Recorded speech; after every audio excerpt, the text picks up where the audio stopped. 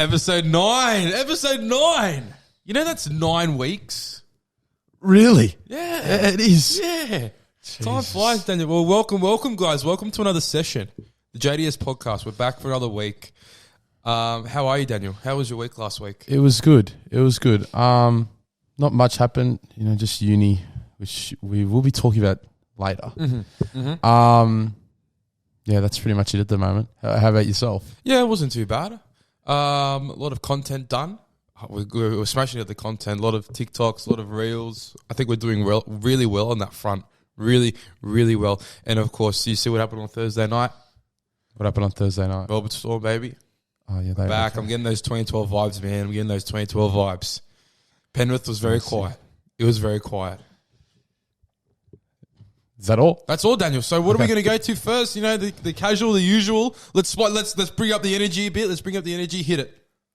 10 for 10. Do you want to start? Do you want to start? No, you... Okay. I started last week. You can go first this week. Okay, let's get ready. 3, 2, 1, go. Okay, number 1 on the 10 for 10, Joel. New Zealand Warriors fan, Roger Shoeys. Wow. That's what they call you. What an icon. He's been banned for life from Mount Smart Stadium for doing a shoey every time they show the coach's box. Yeah. But it's just come out before we started filming that. Yeah. It has been overturned, the ban. Yeah. But prior to that, why would they even ban him in the first place? It's terrible. He is an icon now of Mount Smart. He's bought a ticket in front of the coach's box for a reason ever since they've come back. And now to even consider giving him a ban, that's ridiculous. Yeah, I don't know. What's he done wrong? He's bought a beer at the game and he's drunk it. Out of his shoe. What's the issue? It's great. It's great to see that they've overturned it though, and they've actually recognised him as Roger Shoeys. Okay, now following on from that, on the topic of alcohol, Joel. Yeah. On Saturday night, I've got a funny story. On Saturday night, Let's go. It was our friend Steven's birthday. He had a party at his place. HBD. And they've had jelly shots. Right? Yeah. And, it was started at around 6:37. This was around 9:30 p.m., right? The jelly shots, they were very strong, so people weren't drinking them, having them, right? And then I went to grab one, and then I'm mid-conversation, right? Yeah, mid. And as I go to grab, and I was, feeling it a bit, I just feel the wet jelly on my finger, right? Interesting and sensation. my finger went into the jelly cup, right? Yeah. And then it was, I just shit myself. I just ran, right?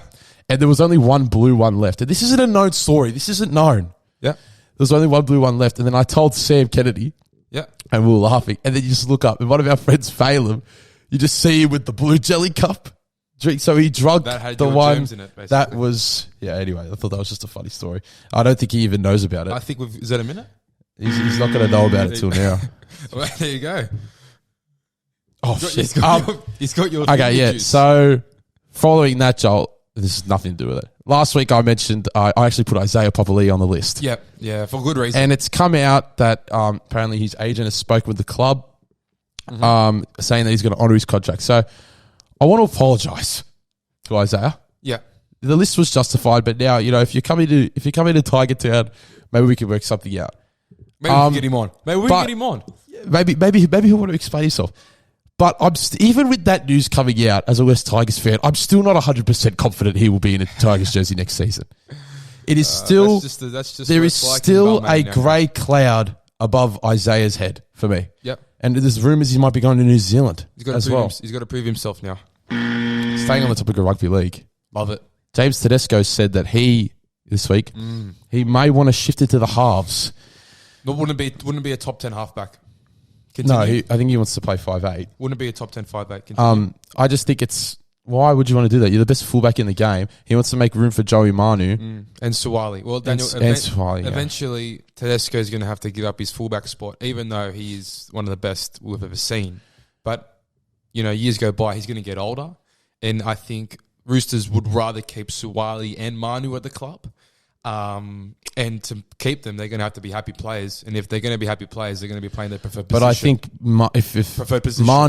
if Manu doesn't get into the halves before Tedesco, I think that's going to be a bit of a... I just think you said that out of respect, but I really can't see him in the halves. Really cannot. You can see Tedesco in the halves. I think Manu deserves to be in the halves more.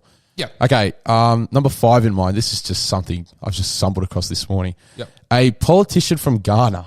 Now they're voting for their next. I don't know if it's a prime minister, president. I don't know. They're voting. The election's currently happening, and this guy, he's not a part of the 2 major parties. Mm-hmm. But I just came across his motives interested me. His 2 talking points of his campaign are cannabis and hyena testicles. Now, his plan is Ghana is in $70 billion of debt. I don't know who to, but he wants to make a medical cannabis industry to, make money.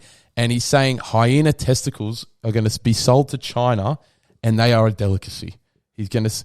So he's planning to make $70 billion off marijuana and hyena testicles. What are your thoughts?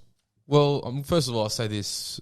We're actually going to talk about testicles later as well in my 10 for, in my half of the 10 for 10. So this is a coincidence, but I mean, if there's money to be made, make it.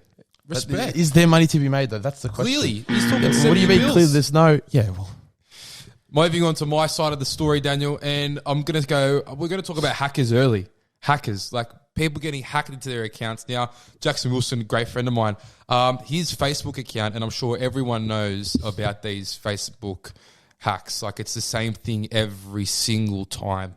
It's the same ad, it's the same picture, it's the same comment. And it's quite obvious. It's quite obvious. But look, Jackson has been hacked, I'd probably say 6 times in the last 72, in the span of 72 hours. So that's 2 a day. 2 a day. Now, Daniel, what makes someone click on something that looks dodgy and can obviously open up your account to hackers? I mean, I wouldn't know what makes someone click on it. To make someone click on it 6 times is rather questionable. It is extremely 6 times. Wow. All right, moving on. How is that not on the list? As I've got here, low-key list mention, but the list mention is powerful. Daniel, we went to the Clavelli Hotel on Thursday night for a fed with Mumsy, usual, and we ordered the schnitzel. I ordered the schnitzel. Why do they still put pieces of meat, steak, schnitzel, parmigiana on top of the chips? Yeah, that's shit. It's terrible. You get the soggy chips. First of all, it's a dangerous struggle transporting the piece of meat off of the chips to make it fit on the plate. Yeah, well... Secondly, and the soggy chips are left underneath are not amazing. I think... But do you feel like they're able to give you more chips with that strategy? Definitely. But would you sacrifice the chips for... 100%. 100%. But when you think of it, it's just one layer of chips. So it might work out to They might be able to make a bit of a portion on the side. Yeah. Great point. I don't know one person who prefers that, but we'll open it up to the audience. The Daily Mail, Daniel, have published an article on a sperm donor who was struggling to find love. This is what the testicles thing I was talking about. How many times do you think he has donated sperm, Daniel? Is it like an astronomical number? I'll say 1,000. I don't know. What? You need to give me some sort of range. Really? So, Daniel, 1 sperm is 1 kid. So, so how many? I'm assuming one donation is 1 child. So, guess how many times he's donated? 100. Or 48. Okay. Well, I thought you were going to say like 10 or something, but he's got 48 versions of himself running around. Now, like I said, I believe that adds up to 48 children. Women aren't interested. Women aren't interested in him though, in a relationship. So is this a definition of being used? Well, I wouldn't say he's being used because he's donated. He's choosing to donate. On the topic of that, I feel like that's real. Like imagine like you could be walking past your child in public. Correct. And you don't even know it. That's it's a great initiative, but it's a bit skeptical on that front. The Melbourne Storm are back, Daniel. God. They're back, baby. I'm seeing glimpses of 2012, that 2012 Premiership squad, and the Eats Y8 nearly got up too. We had Melbourne to win. We had Munster to score. He should have scored. It should have been a penalty try when he got hit by the Penrith player. Daniel, so next week we're going to hit the Eats Y8, but what are your thoughts on the Melbourne Storm win over the weekend? Well, I think it's, it was a good win. It's a great win. You versed the depleted Penrith squad. This is like me saying the Tigers were back after they beat Brisbane. But no, this is what people are ignoring, the fact that we were depleted as well. We were depleted as well. You weren't as depleted. We had Johns and Meaney in the halves who have never played together in their life. When you've got Sean O'Sullivan and Salmon, I thought Penrith still had the stronger squad. Therefore, one of the greatest wins in Melbourne Storm history. Oh, that is crap. One of the greatest wins in history. University subjects, Daniel. All right, the uni's back, like we said. On Tuesday afternoon, I had a subject called Sport, Marketing and Media. How good does that sound? It sounds amazing, doesn't it? Yeah. If you're into sport, I mean, me and Nick and Obi, we're into sport, we're into marketing, and we're into media. We joined the class and we're looking at Google Scholar for the whole hour.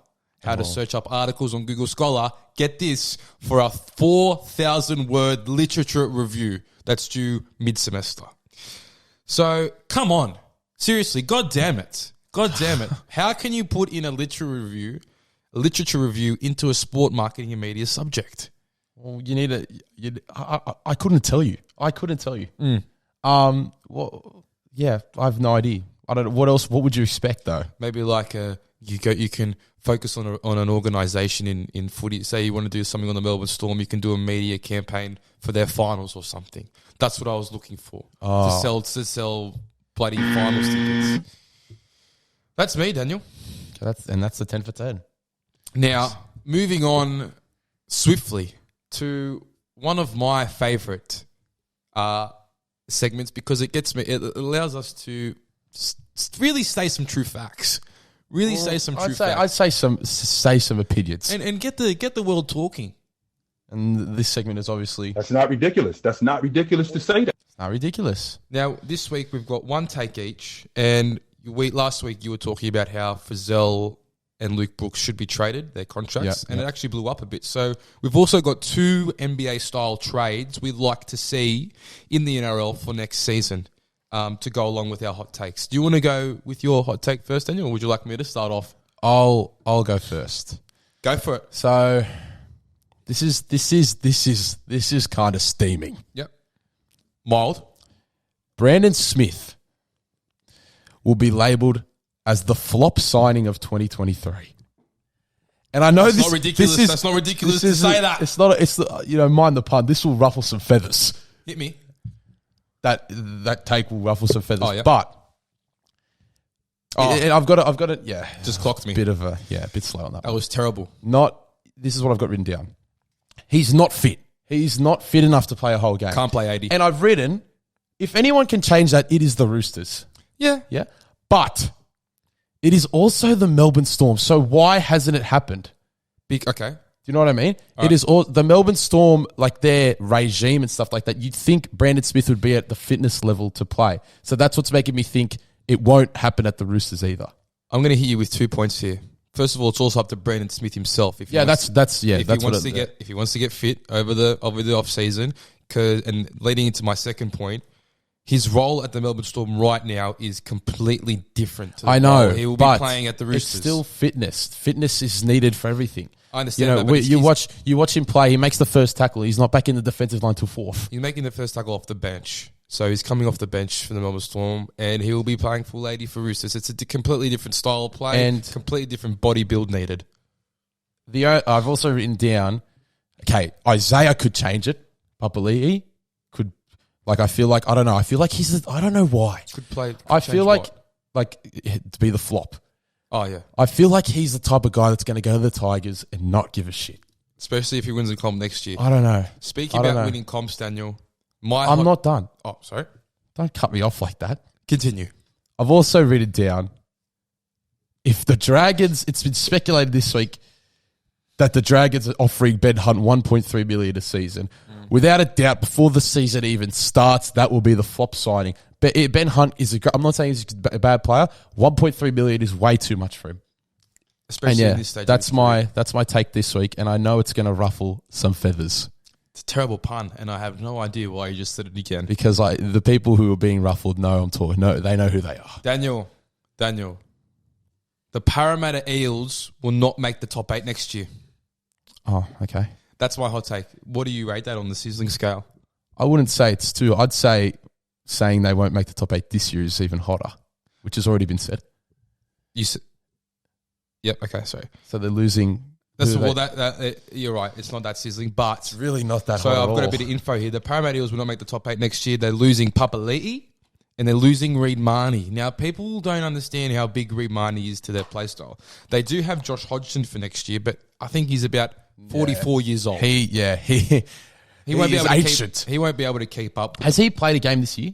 He did his ACL early on in the year, so he has been out the whole year. But no, he won't. Another red flag. He won't be able to keep up with the pace of Moses and Brown and Gutho. And not to mention they've lost key players in their depth for next year in Niokore and Kalfusi. It's going to be tough, but I'd love to see it. I just can't see them making it. And considering how tight it was this year, I mean, you've got teams like Canberra, Manly, who haven't performed this year, who will definitely be better next year and will be fighting for that top 8 spot. I feel like you've gone into this segment, Joel, thinking that is red hot, and then it's a bit, I respect it. Thank you, Daniel. It's not sizzling though. Well, I'm usually red hot, so I just thought I'd cool it down a little bit. I'd cool it down. Yeah. Cool it down a little bit. Let's go with the trades. Do you want to go first? I'll go with my first trade. So basically this is for next year. So not right now, for next season when it kicks off. If I'm the Knights, I'm looking for a halfback and I'm looking to trade Kalen Ponga for Nico Hines. It's no secret that the Knights need a consistent, solid halfback, and they probably haven't had one since the Joey Johns era. Both teams win this trade in my eyes. Hines goes straight into that Knights team and makes them 10 times better instantly.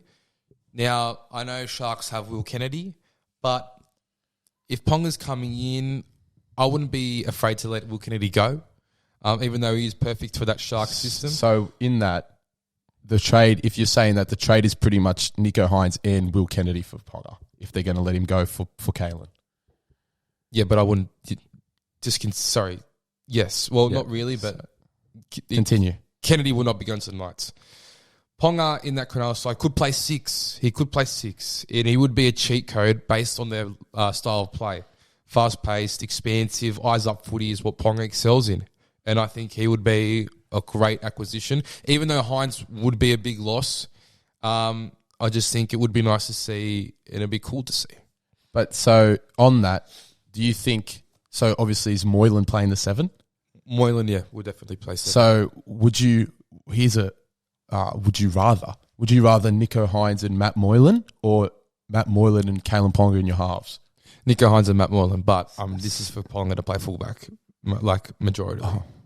So who would play in the halves for the Daniel? night? I don't know. I think that is. You're always I'm not overthinking. over-expansing it. I've just said Ponga. I'm not for overthinking, Hines. but Joel, these takes, they need to be stopped.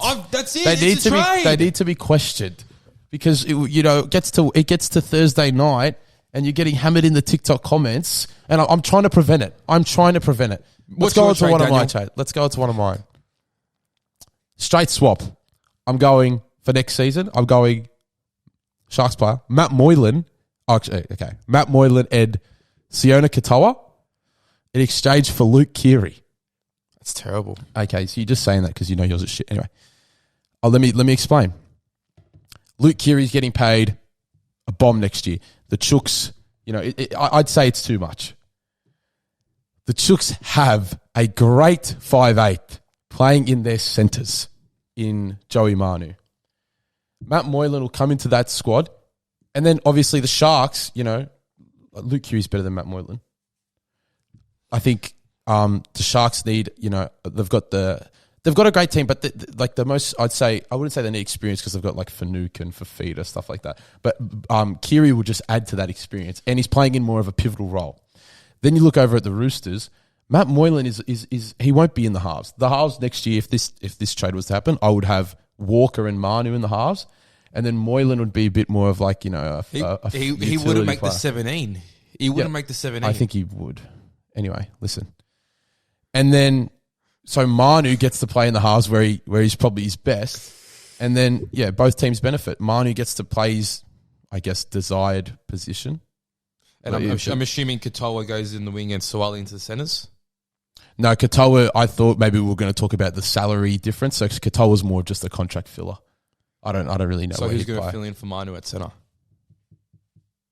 Oh, well, I guess Suwali could play in the centres, yeah. There you go. See, that's a trade that definitely benefits both. And it's only for next season. And my next one is hot.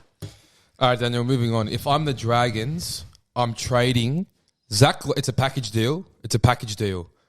I'm going Zach Lomax, Francis Molo, and Ravalawa for Joey Suwali. Okay, yep. So Joey's a freak and he needs to play fullback, basically.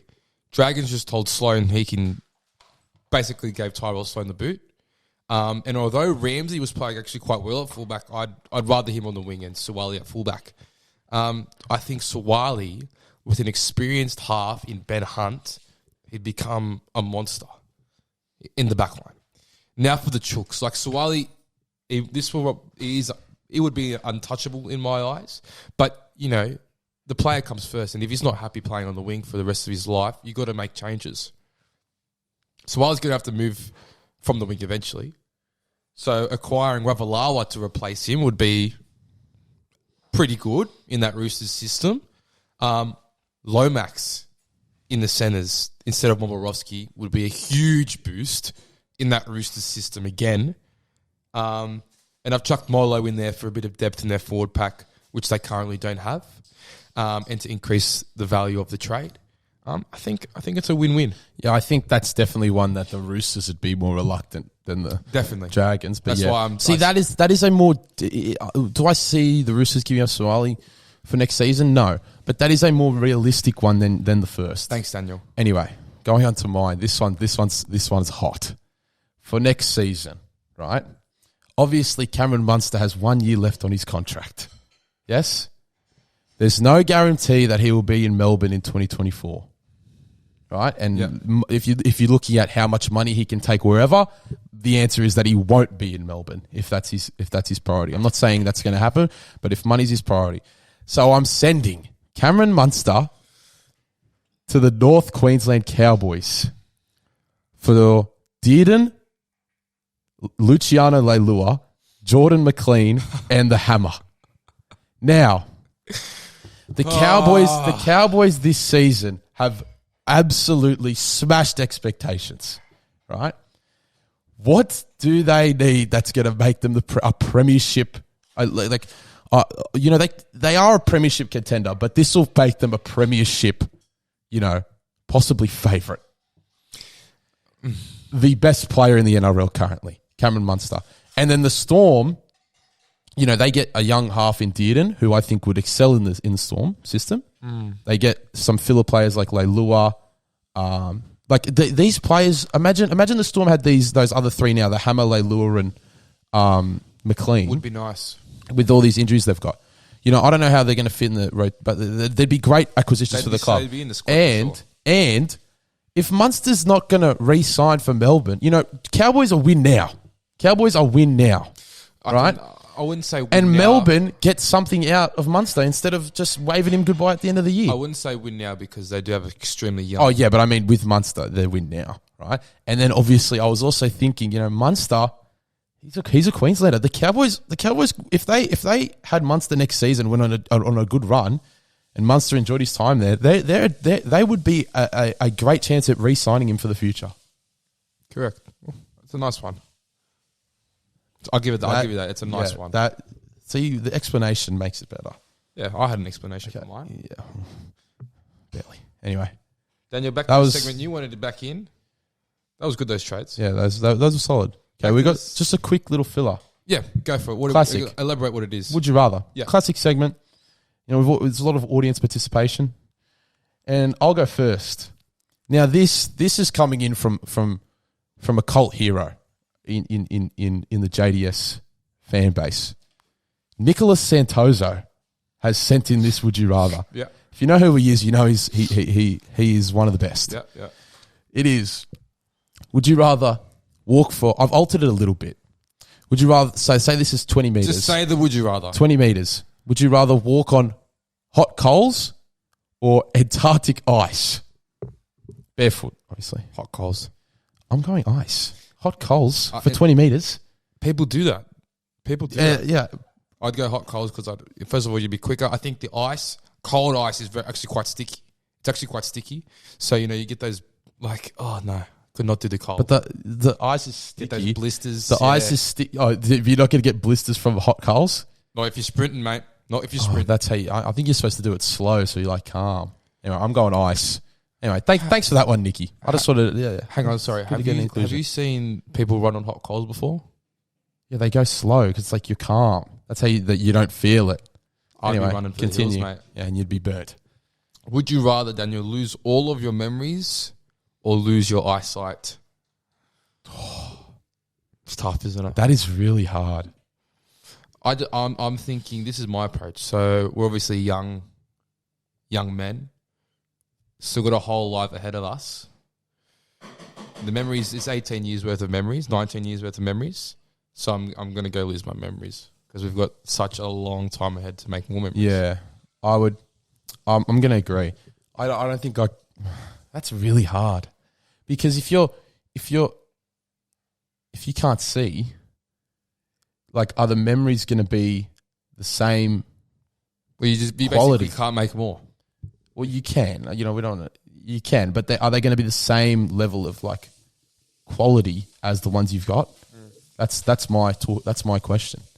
Anyway, cheeky, quick little segment there. Would you rather? Always a good one, and it's good for the audience. Okay, now the main event. All right, what is it? I think I should go first because I heard you've got a really good one. The main event is obviously. You just made the list. And it's building. I think it's definitely building. We've got if you think we've got 18 people. After today it'll be 18. After today, 18 people. And organisations. The list is growing, and I'll tell you what else is growing, Joel. The fear of the list. So you're not wrong. This week on the list, I'm not going to name this person. They were short. They were short. No, can you listen, please? This is where I'm getting that the fear is growing. I'm going to look down the barrel of the camera here. This person knows who they are. They send me messages saying, because they are a candidate, saying, you can't put me on the list for this, you can't. So it's just a warning. Anyway, my list is my list this week isn't even a person. It's a demographic. On the topic of uni, I'm saying, uni randoms. You just made the list. The randoms at uni. During the week, right? Last week was the first, like, the random people that you're forced to talk to, and it sucks. So students in your class. Yeah. That's what I mean. This week was my first week of actually going into uni, and then so I actually went. I'm in the same class for two of my subjects as Harley, the last guest we had on. Yep. And the first class I had, I was so surprised. Because it's usually in groups of two, but our table only had 3 people. So me and Harley had to work with this random guy, and it was great. Yeah, I couldn't believe it. He was so nice. We talked about like stuff outside of uni, and then we will be friends with him for the rest of the semester. Common interests. Now, the next day I had a class and I was running late, so Harley goes in, right, which was fair, and his table is full. So I'm forced to sit. He's obviously a popular character. I'm forced to sit at a random table. Now, I've never felt myself in a more hostile environment because the table's 6 people that goes around. I'm sitting with 5 friends. They're all friends. And then it's me, right? Look. And then I thought it'll get better, once the actual lesson starts, I might start talking. I couldn't think of anything worse. It's in groups of 2. I swear I kid you not. There's a group of 2 to my right, and then the guy I'm supposed to be with decides to make a group of 3. So I'm by myself.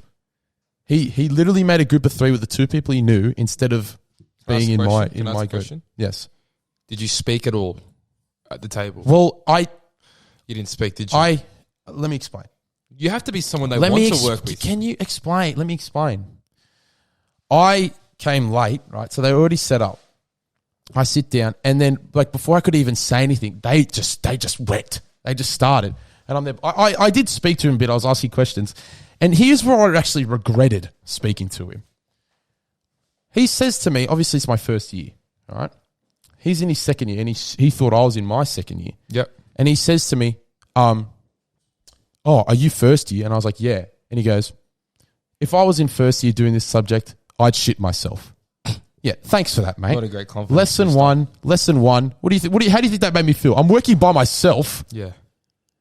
Anyway, yeah. So uni randoms, just stop being so standoffish, and it's just unnecessarily rude. And that is why uni randoms. You just made the list! So that's a situation where you are in the kids section of a pool with floaties on and you're drowning, as one of our old teachers would say. Speaking about drowning, Daniel. No, I'm not going into that route. But speaking about drowning, some people do like to drown themselves in alcohol. Okay? Yep.